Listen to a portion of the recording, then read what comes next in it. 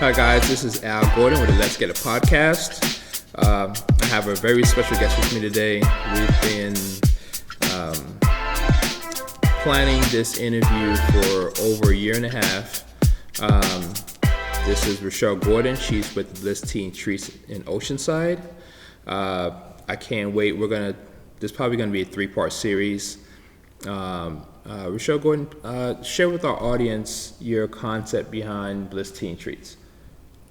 So Bliss Tea and Treats is really a modern take on the traditional tea room experience. Our goal was really to make the tea experience accessible to the average person.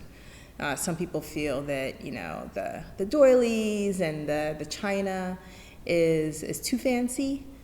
So we wanted to bring elegance as well as the experience in a way that was kind of artisan, but very welcoming and approachable. So that's the concept that we wanted to create here. So let's go back with the beginning. What made you come up with this, with the initial thought? I mean, you have your regular 9 to 5. What spawned this? I traveled quite a bit over the years, and I found that I would go to different countries, and everyone had a tea experience. So I would go to Japan, I would go to China, and tea was kind of bookends of the dining experience. You always had tea at the beginning and at the end of the meal. And then I would go to London, and it would be almost impossible to get tea time in London because it was such a popular experience and something that people treasured. Same thing in Australia. I just found that there were so many beautiful tea shops and pastries, and everything was so delightful and pretty. And we didn't really have that experience here. I felt like it was a gap in our dining experience, and I really wanted to incorporate that opportunity for people to slow down and just take it all in. And we live in a coffee community, coffee world here in the U.S., and tea is not something that a lot of people know about. They don't know that there's so many variations of tea, because when you go to the grocery store, there's such a limitation on what is available. You mainly get tea bags. You mainly get a limited selection of options, but there is so many options that are available. And as I explored and learned more about the types of teas that are out there, I just thought it was important for me to fill that gap. Wow. When I lived in San Francisco, I noticed there's a huge Chinatown Asian culture there, and I've always looked at people that was aging older, 90, 100 plus, and they would always have tea to some degree. It was, the beginning of the day, during the course of the day, as a regular beverage, and I thought that to me was my internal secret sauce, because I've never been a coffee guy. So I kind of leaned towards tea because I just thought of longevity, health, but that's just my own personal thing. So we have a lot of individuals that want to start their own business. They don't know what to do, how to do it. They have their 9 to 5 or what have you. When you have your regular 9 to 5, what made you want to decide to actually start a business as opposed to a part-time gig or a hustle or whatever? What made you want to take that forward jump? Well, it started out as kind of a hobby. It started out as, what is it that I love to do, and how do I turn that into something that I do more of? So originally, if I'm truthful, my accountant said, okay, you need another write-off, you should start a business. And I took that challenge seriously and thought, if I start a business, what would I want to do? Like, what do I enjoy doing and would do for free? And I really explored that, and I thought, wow, I do drink tea every day. And when I was in grad school, I explored the idea of doing a research paper on the tea industry and just looking at the potential marketing strategy around it. And I didn't do it because I just felt like, well, maybe I'm kidding myself. Maybe there's not really an opportunity there. So I didn't do the assignment. But it always stayed with me, and I always felt like maybe I should go back and explore that. So I finally did. I finally did go back and explore. And when I looked at tea as a commodity, and I looked at it as a business opportunity, then it started to make more sense, right? It became more than just a hobby. I really started exploring what kind of experience can I create that would make this something that was desirable to people. So that's the reason why the branding is so important, because I really wanted to create something that was sustainable even beyond me, right? And that's why, Bliss, I think it's a powerful name. It really speaks beyond just the business that we have here, but the experience that we want to create, right? That happy feeling, that beyond happy feeling that we want to create when our customers come here, and even when they go and they talk about the experience that they had. So that's where it started. It really started around something that I was already passionate about and how I was going to introduce that. And I also realized that because tea is so experiential, it wasn't just an online business. I wanted people to come in to have that sensory experience where they smell the tea, they taste the tea. And that's why I had to create a space. I had to, find the right location for this so that they could actually come in and experience it. And then they would go and they buy it online, but actually introducing it to the community, they really have to touch and feel and smell it first. So that was the motivation. Right. So you're at work, you're thinking of this transition, it's taking over your thoughts. You're going beyond, you start the business, you get your business license and what have you. When do you start looking, when is it time to look for a space? Because, you can think about it all day long until you actually start driving your neighborhood, driving your city, your community. When is that time when you're driving to say, let me start looking around for a space that this could happen, this could possibly happen? So when I first started this, it was just an idea.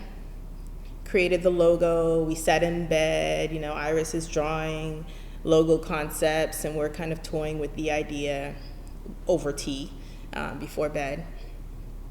And as I really thought about how I wanted to introduce this to the community, I realized we have to have the right location, right? In real estate, it's always about location, location, location. So the first location that I found, it was here in Oceanside, but it was further inland. It was in a shopping center, and I felt, okay, I can pick a location that's convenient for me because I'm always in the shopping location for dance. And then I realized there's just not enough foot traffic. We need to have a central location where there's a lot more foot traffic. So I went back to the drawing board, started exploring a more central location. And then one day I drove downtown Oceanside, where we are, and it just so happens that a sign was up. And the space was for lease. And it was a space that I had looked at years ago. And I peeked in, and then I realized this is it. I automatically knew that this was it. And it looked completely different, but I knew that the bones were right, that having the foot traffic and the train station and bus station and movie theater and everything surrounding it would bring the right people to the space. And then I started the process of negotiating the lease and looking at furniture and so forth. And I was really blessed to approach a business that was going out of business and, negotiated a great deal on the furniture that they had. So a lot of it has been putting pieces together over the last year, right? Looking at economical ways of financing things. And that's how this has come together. Wow. Okay. So you're driving around, you look at a few spaces, they don't really, as I say, sometimes the space has to talk to you. You finally see the space, okay, this is it. What's going through your mind as far as, okay, this is it, you're looking at the lease terms, you're looking at the location, you're looking at the concept. Is there any time during this process where you're thinking, maybe not? Throughout the entire process, I thought, maybe not. Right. One of the things that I think a lot of people don't realize is when you're looking at a lease for a space, The landlord normally won't even have a conversation with you unless you have a tenant rep, right? And that tenant representative is not your typical real estate agent. It's actually someone who represents the tenant, and that's what they do.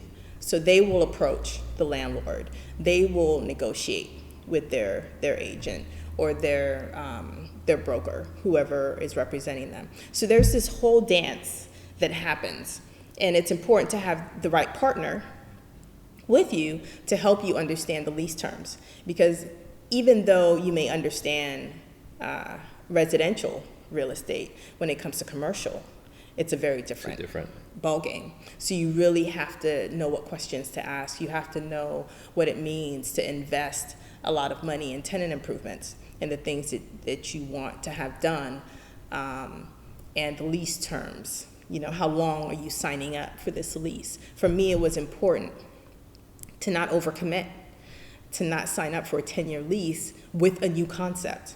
So not only am I creating a new concept, but I also need to make sure that I can financially afford that lease for the period of time.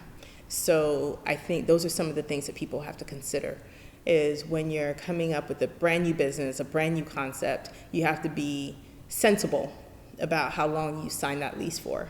Because if the concept doesn't work, you're still responsible for paying that lease. Right. So that was important going into this from the beginning. All right, guys, so this is the part that always gets me super hyped up. I'm about to do the speed round. Have you had the speed round done before? Nope. Okay. So I'm going to say one word, and you say whatever comes to mind. You can speak on it, or just say whatever comes to mind. Okay. Okay. Oceanside. Sunny, great people, home. Leadership. An evolution. It's an evolution of my growth. It's I'm learning from other leaders, and I'm also becoming a better leader. Ownership. Ownership is exciting. It's exciting. It's invigorating. It's a new dimension. So I'm enjoying it. I'm enjoying the diversity of being an owner. Social media. A delicate dance. A delicate dance. It's important to put the business first as opposed to me first. I want the business to lead as opposed to me being the front and the face of it. And that's a conscious decision. Passion. I'm passionate about learning. I'm passionate about growth. Yeah. Tea service. Always learning about tea service. I just recently got my tea specialist certification, so I feel like that's just the beginning of what's next, and I hope to get my tea sommelier and really grow in my ability to deliver the best service to our customers. And fear. Daily I face it. Daily I wake up and I face fear in the face, and I just keep going. I have on my vision board, wake up every day and face the fear and deal with it and look it in the eye. And that's something that, as a business owner, I don't know that it ever goes away. I think you always deal with fear as a business owner because everything kind of falls on your lap. But I've learned to not be fearful of fear. Nice. Yeah. Okay. What I want to do there, I want to stop there with our audience for now. And the next time we meet up, I definitely want to talk to, once you get into the space, it's go time. What should you have ready once you get into the space? Your checkoff list, meaning permitting, health department, fire, safety issues, construction, stuff like that. And then we'll go from there. But thank you so much for your time. I really appreciate it. And until then, guys, take care.